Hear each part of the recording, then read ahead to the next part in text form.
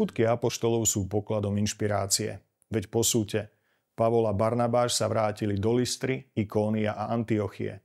Posilňovali srdcia učeníkov a povzbudzovali ich, aby vytrvali vo viere. Potom sa modlili a postili a odporúčali ich Pánovi, v ktorého uverili. Neskôr prešli Pizídiou a prišli do Pamfílie, hlásali slovo v Perge, odišli do Atálie a odtiaľ sa odplavili do Antiochie, kde ich zverili Božej milosti na dielo, ktoré práve dokončili. Aby som to skrátil, chodili po svete a ohlasovali Krista. Aj my chodíme kade tade, do práce, za zábavou, do zahraničia a všade môžeme byť ohlasovateľmi Krista.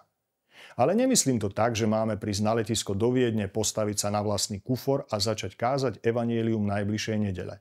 To je povinnosť kňazov. Ale už keď sme tam, nepredbiehajme sa pri čakaní na odovzdanie batožiny. Milo poďakujme za vyžiadané informácie a keď náhodou potrebuje pomoc mama s deťmi, tak sa netvárme, že ju nevidíme. Cestou do práce prechádzajme na zelenú, keď nám v obchode vydajú viac ako mali, tak im to vráťme. A keď treba platiť dane, tak ich zaplaťme. A aby som neopomenul modlitbu a pôst. Modliť sa môžeme aj v najluxusnejšom rezorte, na pláži, či pri výstupe na gerlach. Rovnako na ceste do práce, či v čakárni u lekára. O aký to požehnaný čas. A to isté platí o pôste. Čo to má spoločné s kázaním? No predsa výsledok. Keby sme to robili, tak by sme mali rovnakú skúsenosť ako Peter s Barnabášom. Mohli by sme vydať svedectvo o tom, aké veľké veci s nami urobil Boh a že pohanom otvoril dvere viery.